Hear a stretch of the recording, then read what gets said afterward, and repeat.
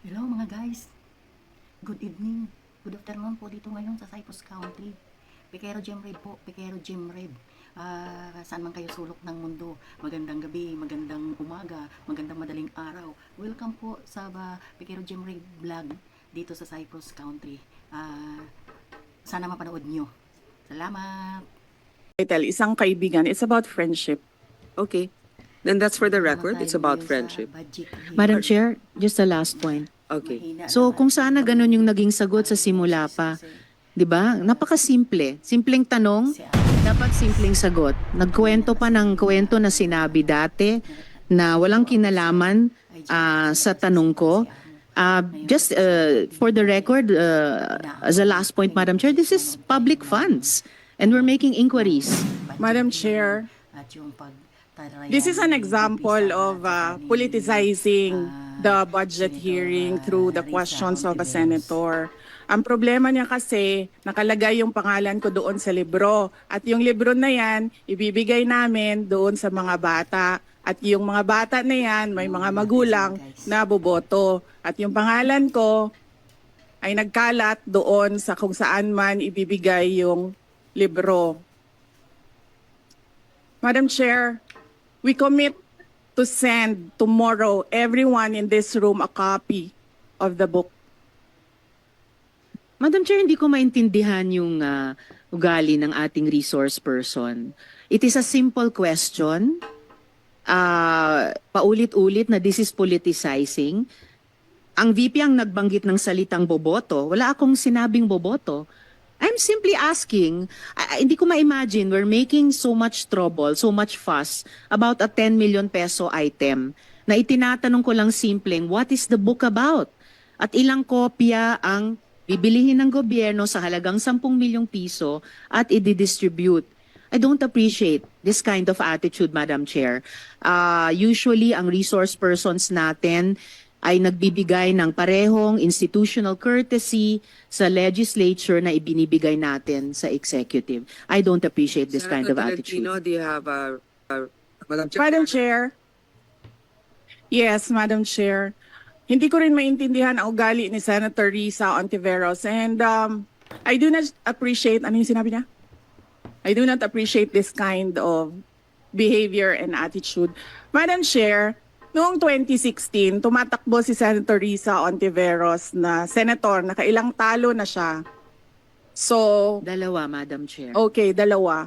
Natatakot siya sa pangatlong talo niya, kaya pumunta siya sa Davao. Humingi siya ng tulong. Tinulungan siya ng isang kagawad ng Davao na ngayon hindi na siya sinusuportahan. Humingi siya ng tulong sa akin, thinking na hindi mananalo si President Rodrigo Duterte.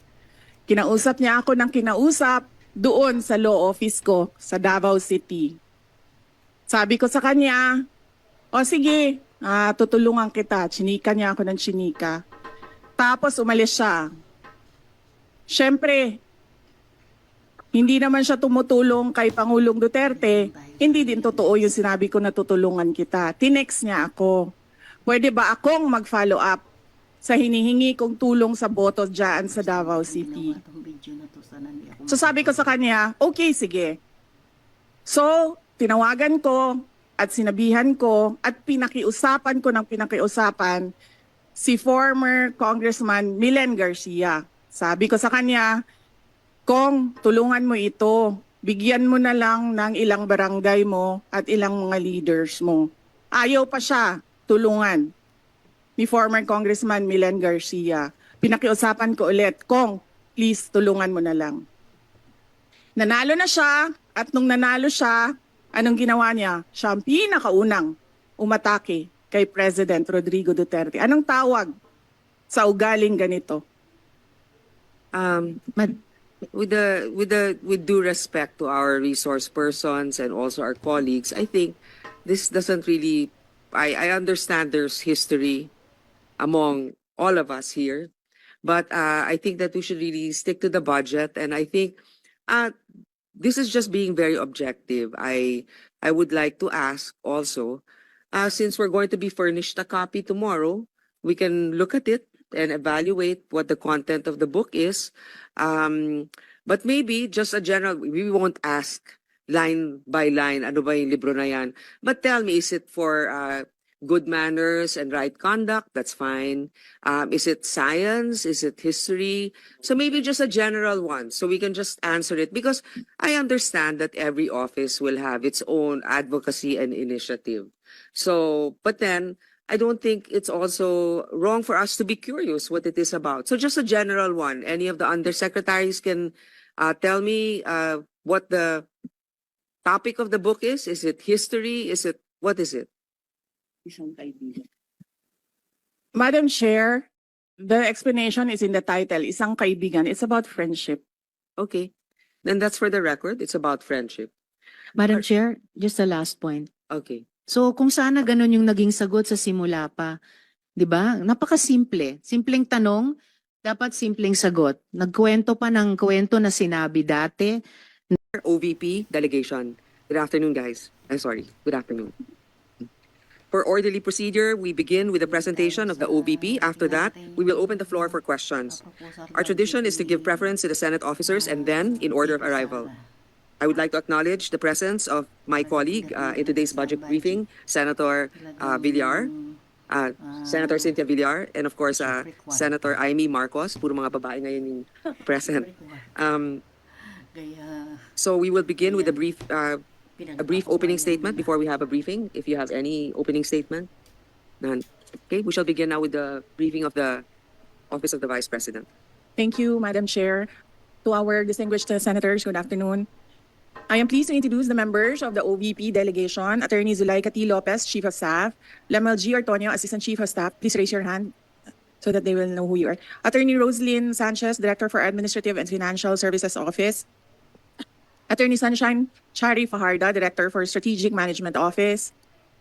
Norman Baloro, Director for Operations. Attorney Emily Rose Torrentira, Head Legal Affairs. Julieta Villa del Rey, Chief Accountant. Amard Eje, Chief Disaster Operations Center. Maria Adeline Rabago, Officer in Charge, Budget Division. Colonel Raymond Dante Lachica, Vice President, Security and Protection Group. May I request the Secretariat to present our OVP? Thank you.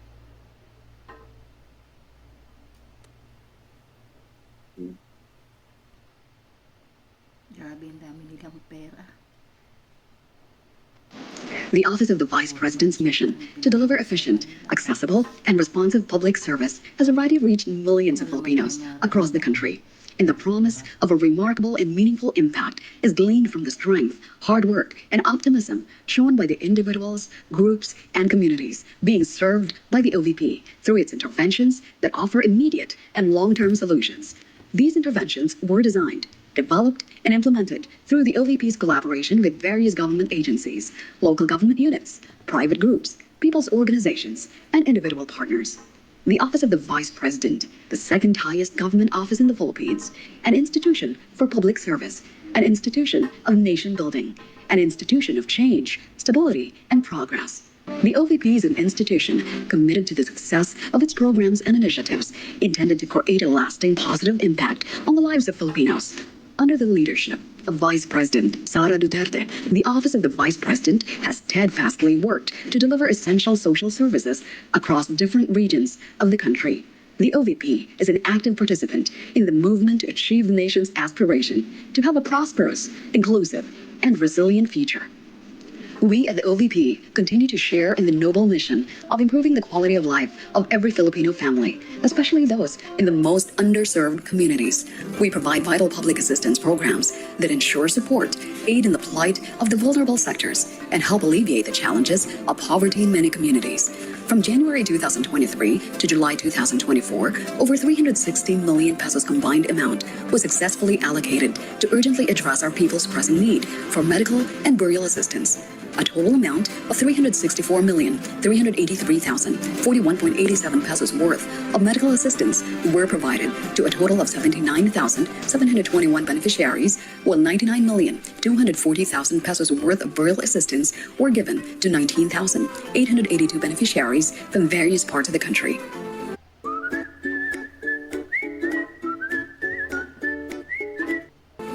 We have carried on in this tireless pursuit by rendering public assistance to thousands of Filipinos through OVP satellite offices in Luzon, Cagayan Valley, Pangasinan, and Bicol. In Visayas, Panay and Negros Islands, Eastern Visayas, and Cebu, Bohol, and Siquijor. And in Mindanao, Caraga, Western Mindanao, Southern Mindanao, and BARM, Bangsamoro Autonomous Region in Muslim Mindanao.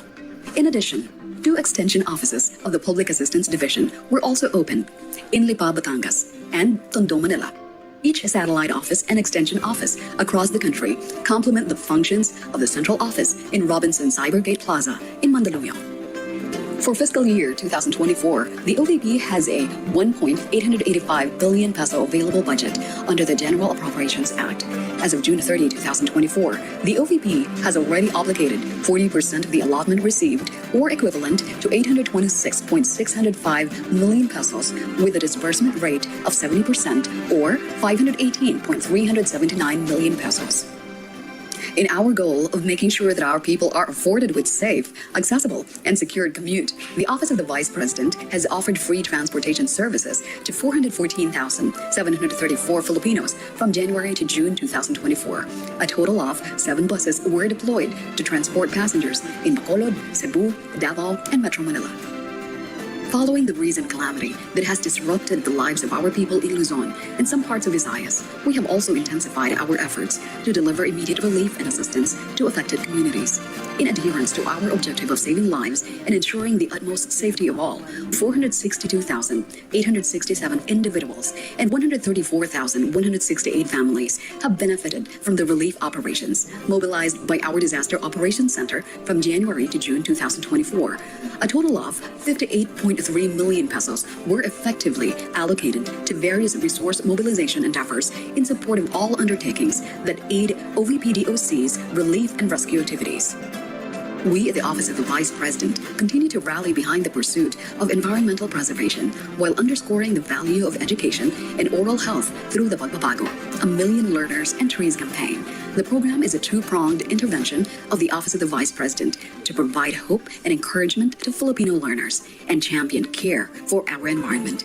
From January 2023 to July 2024, we are pleased to say that over 300,000 trees were planted across many communities all over the country, while over 175,000 bags with dental kits and school supplies were distributed to thousands of young learners in many remote school communities. In ensuring adequate and sustained nutritional support to Filipino school children, the PAN Setup program has provided a total of 1,216,510 PAN Setup buns, which were distributed to several identified school communities in Luzon, Visayas, and Mindanao. Our mission lies in our unwavering resolve to equip every young learner through nutrition while leading them to a healthier future where they can actively nurture their growth potential. Aligning with the agenda of food security and sufficiency, we successfully initiated the distribution of rice bags and food packs to 36,260 Filipino families and individuals who are facing the challenges of hunger and food insecurity. The RISE program of the Office of the Vice President is conducted to extend immediate relief and provide necessary support to our disadvantaged Filipinos under difficult situations. We reiterate our goal of helping our people realize their hopes for better quality of life by paving avenues that urgently address their most pressing needs.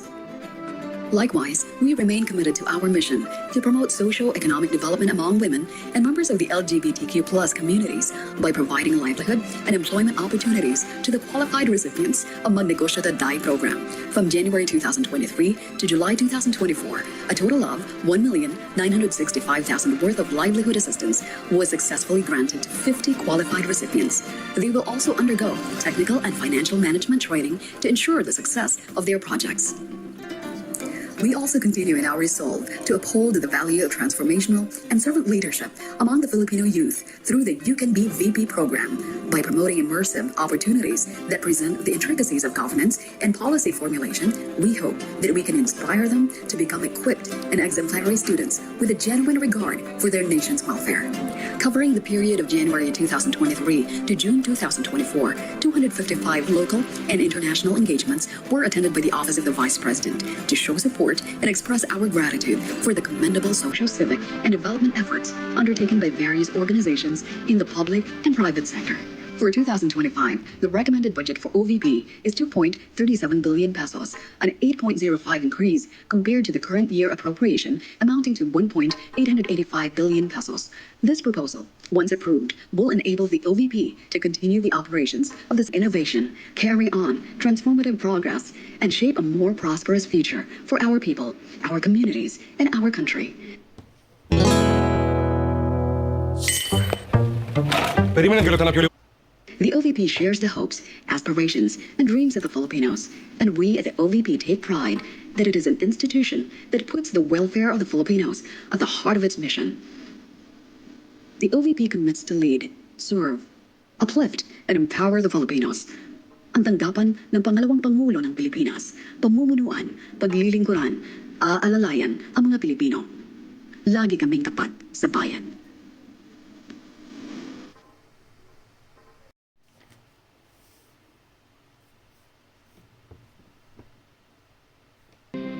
We request Maria Edwin Rabago, the OIC of the Budget Division, to present the salient points of the OVP budget for fiscal year 2025. Good afternoon, Madam Chair, and to the members of the committee, presenting the highlights and salient features of the FY 2025 proposed budget of the Office of the Vice President. Under the FY 2025 National Expenditure Program, the Department of Budget and Management has recommended a budget of 2.037 billion pesos vis-a-vis the 3.24 billion proposal of the Office of the Vice President. The amount recommended is 8.05% higher than the FY 2024 budget as appropriated.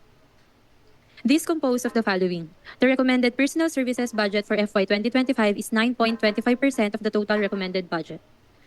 It covers 149 field positions, special duty allowance for military and uniformed personnel, salary for non-permanent positions. It also includes provision for terminal leave benefits of mandatory retirees, loyalty award, and anniversary bonus for OVP personnel. The total personal services, including the RLIF for FY 2025, is 188.514 million pesos. Recommended MOOE or the maintenance and other operating expenses for FY 2025 is equivalent to 1.792 billion pesos.